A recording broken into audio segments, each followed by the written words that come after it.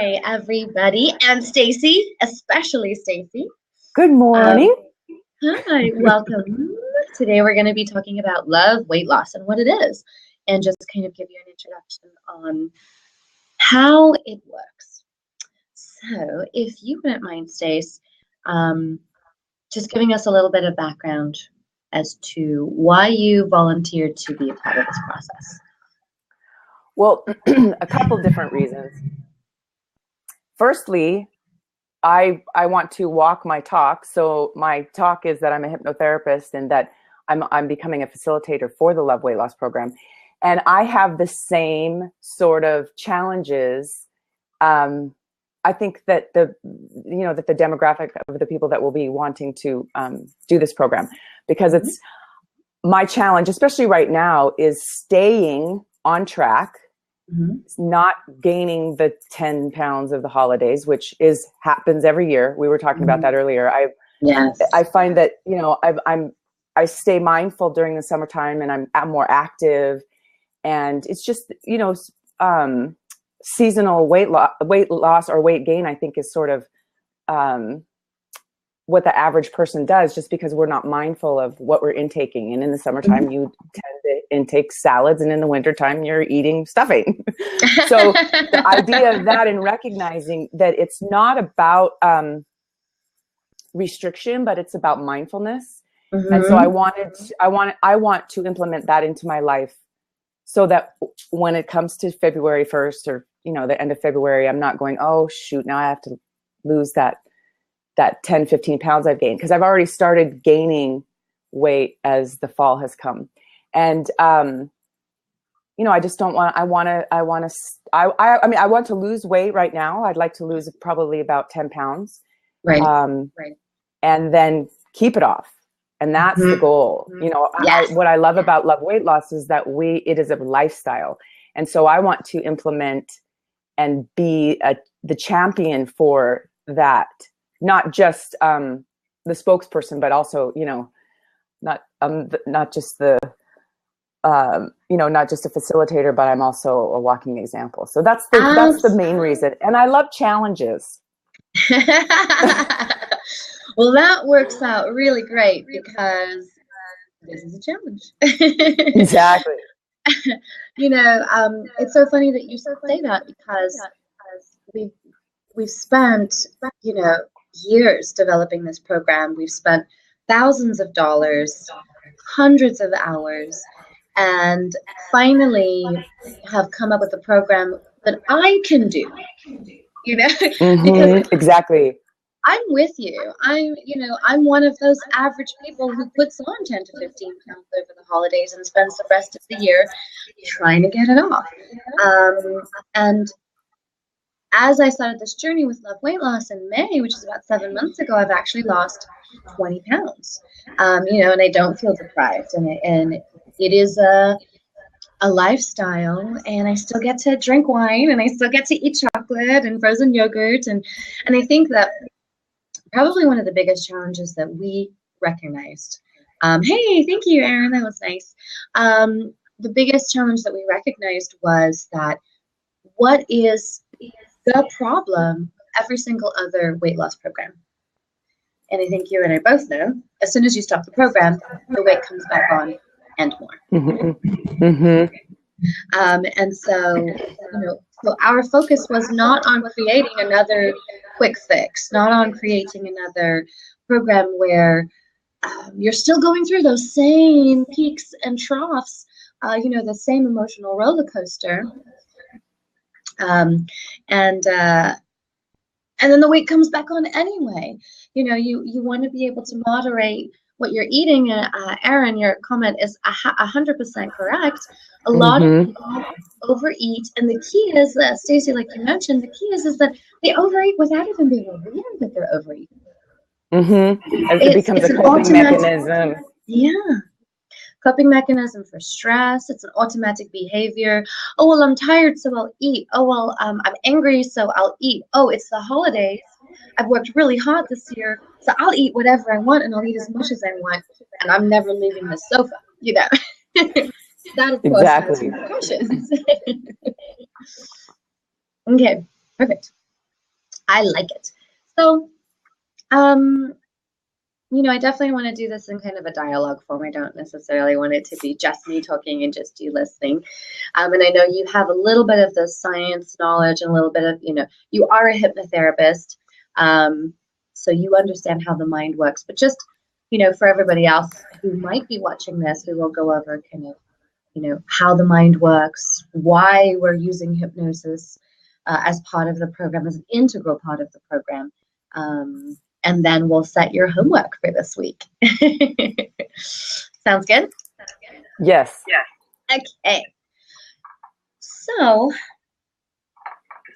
power of the mind.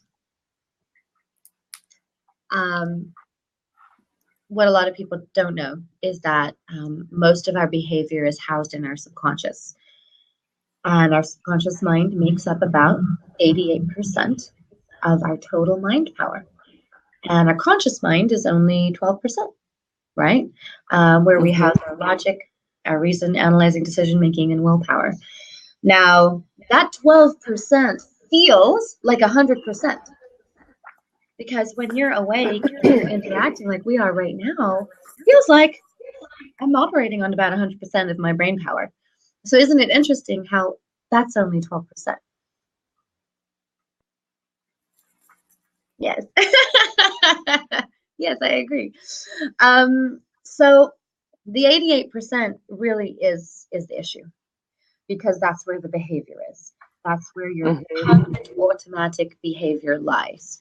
And one of the main reasons that we have discovered that most weight loss programs are so short-lived. Hey, Brandon, welcome. Is because the automatic behavior was never modified. And then the core issue wasn't addressed. Exactly. The core issue wasn't addressed. So if people are eating because of stress, the stress never went away. They never learned coping mechanisms to deal with the stress. They just went on a weight loss program and they lost some weight, and then they finished the weight loss program and the stress is still there. The original reason for overeating is still there, or emotional eating. Some people eat for comfort. Some people eat when they're happy, when they're sad, when they're celebrating, when they're commiserating. Food has become such a center of cultural, of our society. We do everything over food. Right? And so how do you tap into that automatic behavior? And that's why we use hypnosis, is because through hypnosis, we're able to actually access some of that automatic behavior. We're able to desensitize it, and we're able to create new behaviors over time. Yeah, absolutely. Aaron says when he gets stressed or tired, he doesn't eat. And some people have that problem too. And so weight loss, and that just goes to show that weight loss is not a one-size-fits-all thing, because we're all different. We all go through different challenges. We all have different stressors in our lives, and we respond differently to that stressor according to how we were raised, according to our programming, what our parents did, what society has taught us to do. And a lot of people have misconceptions about hypnosis and what it is. And so, Stacey, being a certified hypnotherapist, would you kind of give some real world examples and just kind of explain away some of the mysticism around hypnosis? Yes, it's interesting. I was talking with someone yesterday about hypnosis. I was at the bank and I was telling her I'm a hypnotherapist, and she said that it scared her. And I said, well, you're actually hypnotized. Most people are actually hypnotized, I feel, most of their lives. Hypnosis is a natural state. It's a highly suggestible state. And, we talk about, have you ever driven down the road and missed your exit? Then you're in hypnosis. When you watch a movie, if you're really entrenched in it and you lose track of time, or when you're in the zone, if you're into sports or writing or something, that's a form of hypnosis. So what, as hypnotherapists, we do is we get to take that power of our subconscious mind and filter it in a way that's positive, right? So we put you in a controlled environment meaning in the office, in the chair, or on the phone or whatever, and then give you positive, suggestions to help change those behaviors. Mm-hmm. And the most exciting thing for me about hypnosis that I've noticed in my work is that it's really almost about dehypnotizing people, because the eating especially becomes a form of coping. Or if some people, when they're not mindful, they're actually stressed out for the day, mm-hmm. if they're using food as a coping mechanism, mm-hmm. or whatever it is, they're actually in hypnosis. So they're not being able to make a mindful decision, because that 88% is running that program and that belief that these chips are going to make me feel better, right? Yeah. Whatever it is that we learned. And then through this process, we learn what each individual person's association to food is. So then we get to go into the subconscious through hypnosis and change that behavior, change that belief. Mm-hmm. And it's just creating a new neural network, right? It's like we have these other neural networks. It's a path. And the path has been, for my personal journey with food, I would say my path is, it's comfort. So if I come home and I'm really stressed out, and I'm not mindful of that I need to decompress, then I'll grab snacks, because that's a way for me to decompress. So with the hypnosis, I've become more mindful of, okay, wait a minute, what am I doing here? Am I hungry, or is this just because I'm wanting to satiate if I want to comfort myself? Yeah. And then we're able to make new decisions, create new behaviors. And that's where the sustainable and long-term effects benefit. That's why Love Weight Loss is a sustainable program. And it's a lifestyle too. It's like once we want to maintain that healthy lifestyle. Mm-hmm. What's my thoughts behind food? Why am I choosing this over that? Mm-hmm. And that it is also a choice, right? So that's what I love about hypnosis. And I want, what I would tell everyone about hypnosis, regardless of whether it's weight loss or whatever it is that you're wanting, it's about harnessing the power of the subconscious mind, harnessing the power of the mind that you already have. You're just now learning how to work it in harmony, so that there's the inner conflict chain. You become in harmony with your subconscious, instead of your subconscious resisting your consciousness. You have the willpower of, I'm not going to eat. And then the subconscious going, well, yeah, you are. So we want to put those in harmony together, so that the subconscious recognizes that the conscious mind is working for it. So I could go on for hours about subconscious, but that's pretty much. That's why I thought that you should maybe talk about it, because I literally will talk about it for hours. It's really fascinating. Yeah, it is. It is super fascinating. And I didn't mention, for anybody who doesn't know me, I am also a certified hypnotherapist. Stacey and I actually graduated in the same year from the same school, so that's how we originally met. So that's kind of my background. So just for anybody who might be watching, and for you, Stacey, because we're actually putting you through, the first level of the program, that's the idea, so that you can experience it for yourself and you don't gain those 10 to 15 pounds over the holidays. We're just going to kind of do a little intro of the program today. And I want to be mindful of not overloading you with information and giving you, too much to swallow. So that puts you into hypnosis, although that's not such a bad thing. So just for a talk about the science behind weight loss. Now, this whole thing has become really, really fascinating to me, because if you track the progression of obesity in 1985, less than 14% of maybe 5 states had any registered cases of obesity. And less than 14%, that still sounds kind of high, but there was only like 5 or 6 had that high, and the rest were, under 14%, which is great. And then just 10 years later, half of the country had up to 14% of obesity, and half of the country had up to 20% of obesity. And that's just in 10 years, and then you go 10 years later, and now the majority of the country has 20%, and you have some states in 2005 that have up to 30%. And then you go to last year, and there are 2 states that are under 35%. One is California, whoop whoop, and and they're only under 30. They're not under 25 or under 20. They're just under 30. And then the majority of the country who is between 30 and 35, and then you have 4 states that are over 35%. A weight loss, a third, 1 in 3 people are obese, and that is devastating. Not just overweight, obese. Not just overweight, yes, clinically obese. And we're not here to judge those people, obviously, because we have gone through our own weight loss struggles. And I'm sure, at my heaviest, I was 190 pounds. I'm sure if I'd gone to the doctor, I would have been classified as obese at that point. I just didn't go. So, definitely not from a place of judgment, from a place of there are people who are suffering, who need help, who need suggestions, who need someone to walk this road with them. And most of the weight loss programs out here are so extreme that they're really, really challenging to stick to long term.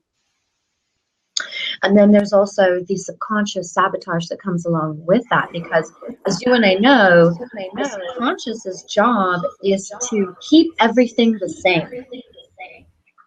So when you're actually losing weight and when you're experiencing some success with the program, everything in your subconscious mind wants to trigger you to stop that program.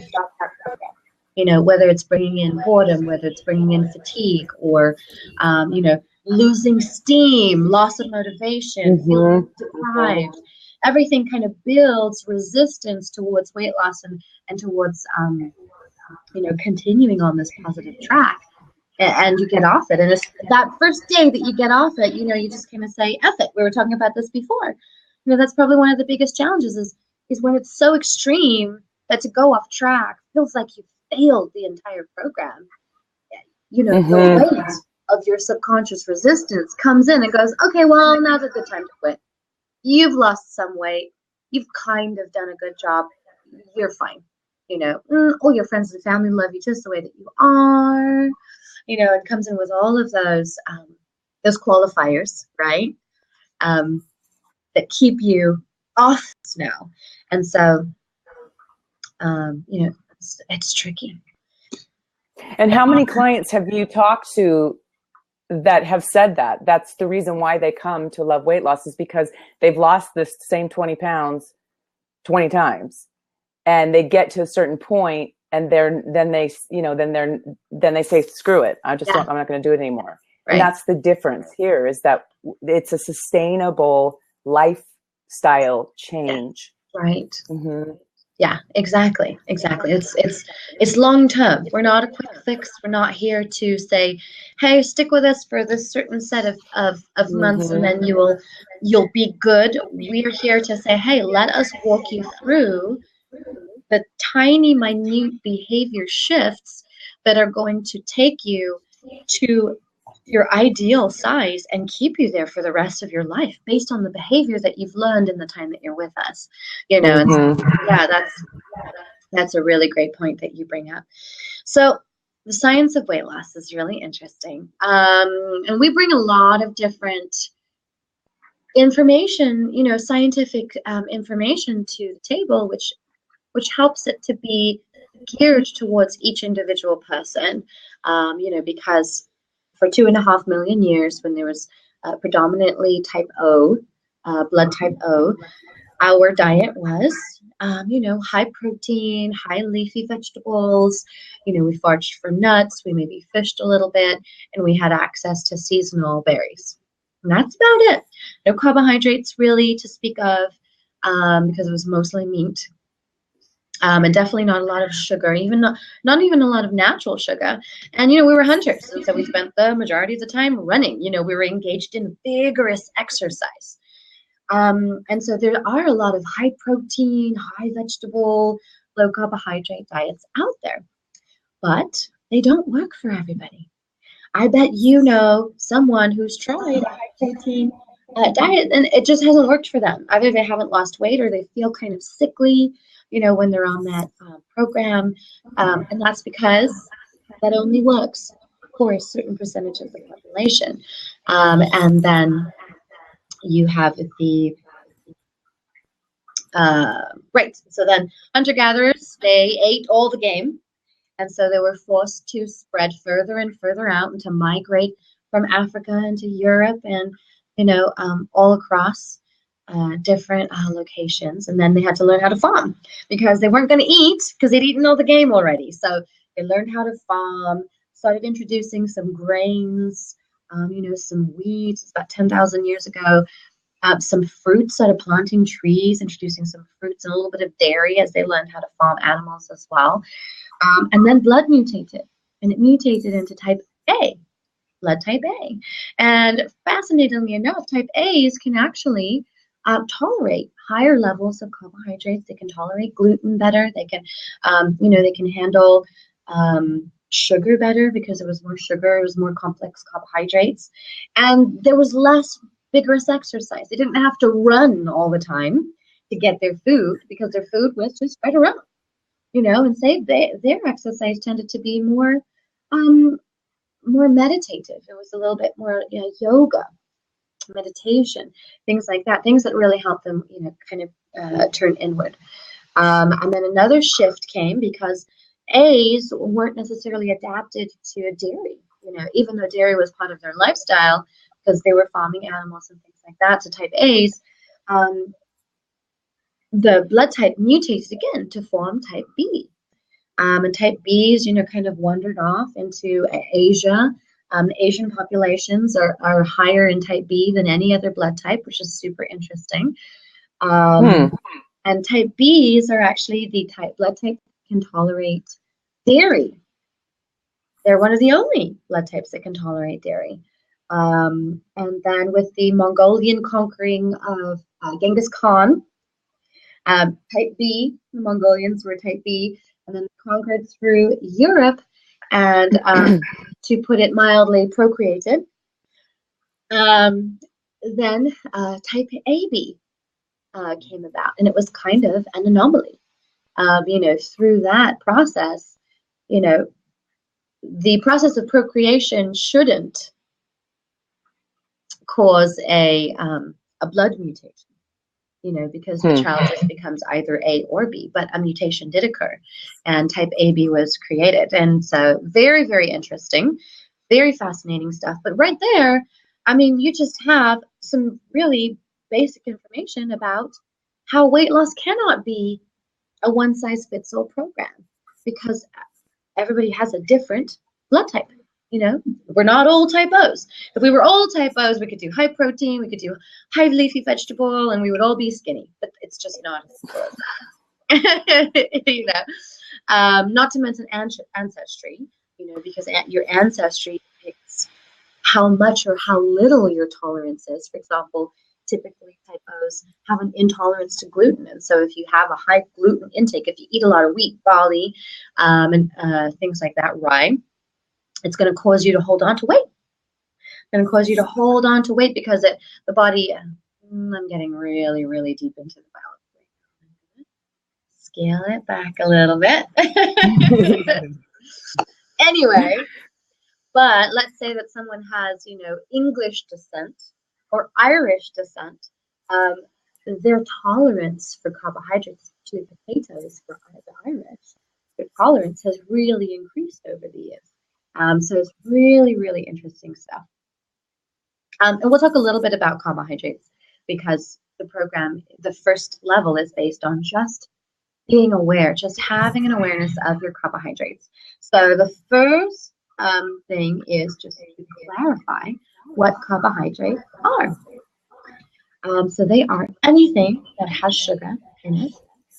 So, for example, things that you would think of, your soda, your candy, things like that. Fruit has carbohydrates.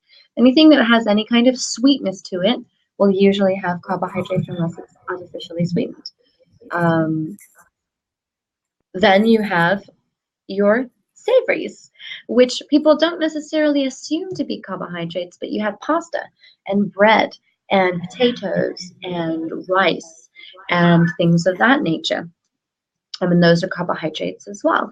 And then you have complex carbohydrates, and you have some vegetables, carrots, tomatoes, even cucumber has some carbs in it, and yams and fruits, like bananas and apples, and that has sugar in it, so we kind of covered that. So beans, your legumes, they also have some carbohydrates in. So we as a nation consume a massive amount of carbohydrates. And that is not necessarily our fault. That's kind of how we're programmed.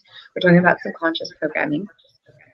So just to kind of give you a little bit of history, back when farming was first introduced 10,000 years ago, obesity started to pop up. There's no record of obesity before 10,000 years ago. And then about 150 years ago, we found a way to mass produce sugar and flour. And that was during the Depression era, and the government was concerned about keeping its population alive.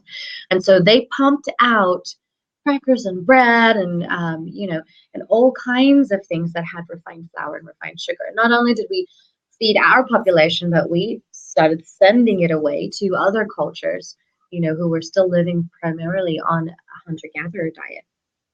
And that's when we really noticed an exponential increase in obesity. So scientists started to really just kind of study what was happening, why obesity was becoming an issue. And there were two main schools of thought. There was the hormonal theory, which is some scientists believed that there was something happening in the body that was triggering a hormone to carry more fat than was necessary, than the body actually needed. That was the hormonal theory. And then there was the energy theory, which was developed by a professor at Michigan University of Michigan. And he wrote a paper that he believed that the cause of obesity was because people were just eating too much and not exercising enough. That's called the energy theory. If you intake more calories than you put out, that you will gain weight. And if you put out more calories, if you exercise more calories than you intake, that you will lose weight. And so there was these two theories, and they were equally held until the Second World War. And during the Second World War, the hormonal theory research disappeared because it was primarily being done in Austria and Germany. And so all the money dried up. Any scientists who weren't killed fled. And so hormonal research just stopped. Whereas the energy theory was being developed in America, and after the Second World War, America was decidedly anti-German and anti-Austrian. So you better believe that they weren't going to take any theories from German or Austrian scientists and, be a proponent of them here in the States. And so the government just automatically adopted the energy theory and pushed it out. It was, adopted by the USDA,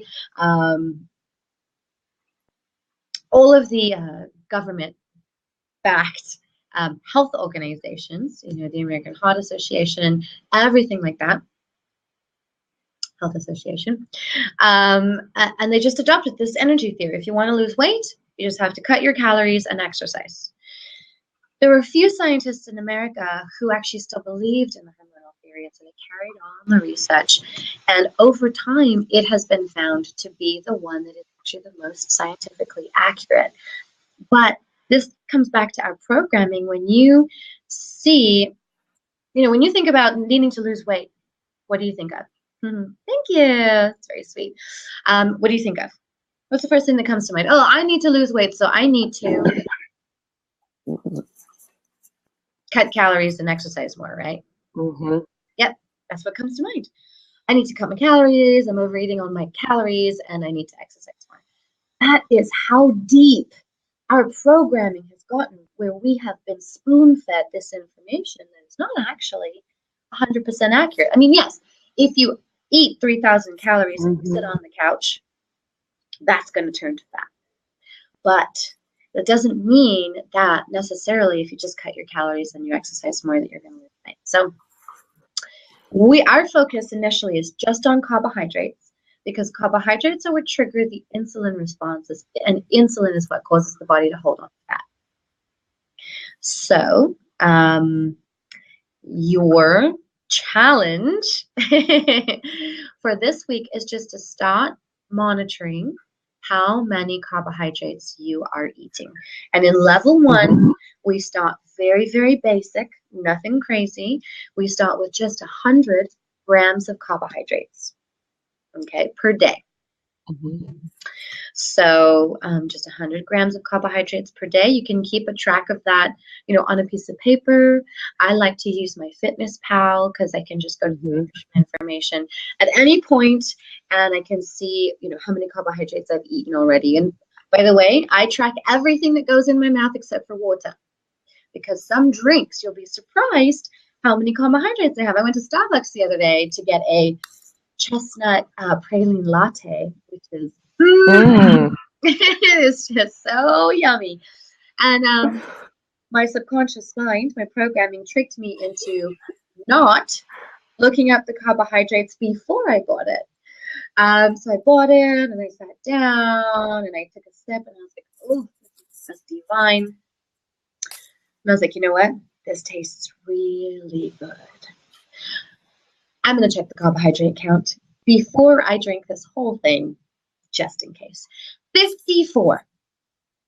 Wow. It was a toll. It was just 12 ounces. It had 54 grams of carbohydrates. In one drink, in one beverage, I could consume half of my day's worth of carbohydrates. I was floored. I was floored. So I drank a quarter of it and I gave it back. So it was nuts. So yeah, so I check out everything that goes in my mouth, 100 carbohydrates. I still do this to this day because I'm, on my I'm on my weight loss journey. So making sure that everything is kind of getting into my programming. But the reason I love this is because it gives you choices. It gives you choices. You don't have to just eat eggs and bacon for breakfast. You don't have to just have a salad for lunch. You don't have to just have a meat and a veggie for dinner. Because you have 100 grams of carbohydrates, and what I just described is 0 grams of carbs, which is great. So the other day, last Wednesday, just to give you an idea of the lack of deprivation that exists in this program, for breakfast, I had eggs and bacon. And then at my snack time, I had cookies. I had 3 cookies and tea. And then I had, some chicken and some yams, and I had a pretty lean lunch. And then I went out and got some frozen yogurt with Nutella. And then for dinner, my favorite, the one thing that as long as the weight loss program that I'm on accepts with open arms, I will continue to do. So it was awesome. And it's so great because my programming says I'm cheating. My programming says, oh, this is bad. You shouldn't be doing this right now. And yet my carbohydrate count says, you're all good. Enjoy this. Really enjoy every single last bite. I could eat it without feeling guilty, which is great.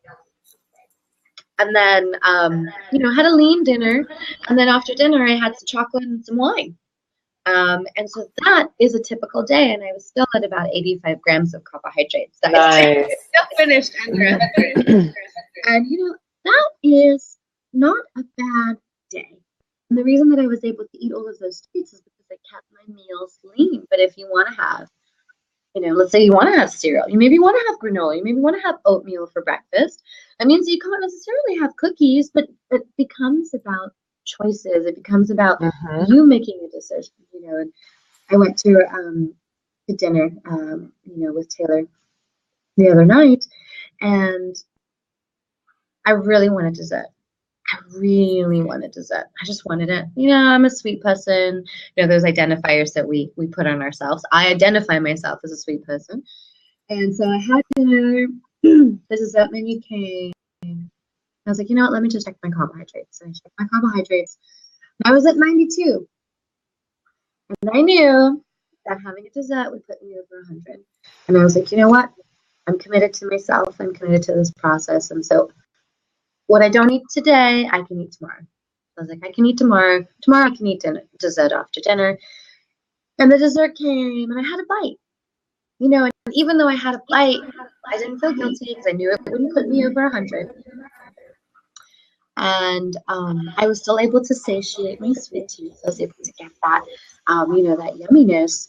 And at the end of the day, I felt really empowered because I was able to be aware of what I put in my mouth, and I was able to make choices. I was able to make those decisions. I didn't have to live in guilt of having a bite or having a whole dessert. I didn't have to like stew in this, ugliness of the guilt.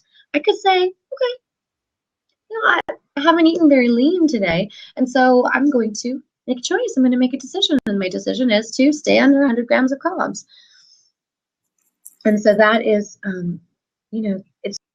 that's just a demonstration of the ways in which this program can be sustainable long term. That's it. I'm getting a message that you have poor internet signal. So I can't see you, but I can hear you. Did you have any questions for me? Or close out for today? No, I have poor internet signal. Apparently. Yes, so your homework is keep your carbs under 100 grams and then create those hypnosis. We'll just create one. You're just going to create one hypnosis recording for you to listen to reinforce any of those messages. And the one that we like to start off with is the staircase, and visualizing yourself at your goal weight, at your ideal size. And feeling, and engaging all of your senses and feeling what it feels like to be at your ideal size. And then what you're doing is you're creating an association in your mind where your mind goes, oh, this is an alternate reality. This is the reality of me at my ideal size. And the more that your mind can actually grab hold of that and incorporate that ideal size into your programming, the more your behavior will naturally come into alignment. So that is your task. And you said no questions? Well, just to be clear for anybody that's listening in or watching, I'm creating my own hypnosis because I'm a hypnotherapist. When you do the program, we create the hypnosis for you. And what we decided, the reason why, just a little bit of a factoid, is that because you and I are colleagues, and I'm most suggestible to my own voice, that would be a good hypnosis for me, instead of maybe using your voice, because you're not my hypnotherapist. So correct. So we talked about that. And I think I want to experiment with that too, to see. It would be interesting. We were talking about Marlon Brando used to do his own self-hypnosis and he'd listen to his own cassette. So we should do another program just on talking about hypnosis itself, because it's really fascinating and that's what's so great about this program, is that we're utilizing the power of our subconscious mind to not just change our, not just lose weight, but change our behaviors. So I'm excited about it. Yay, me too. Well, thank you for joining us, Ryan, but we're actually just wrapping up. But you're welcome to go back and see the recording. And everybody else who might be watching, please definitely check out our website, which is loveyourselfloveweightloss.com, to get some more information. We have classes starting every month. We are primarily located in the Santa Clarita, California area, but we will be creating an online program if you're not in our area to be able to join our classes. And if you have any questions, please just connect with us. And thank you, Stacey, for joining and for participating in this fun experiment. I'm going to give you a few more props. Me too. Yeah. And so we'll be checking in next week and see how awesome I've done. I love it. Yes, we will. We'll be checking in next week at an undisclosed time, because we have yet to discuss our meeting. All right. And have a great day. All right. Thank you. Thank you. Bye, honey. Bye.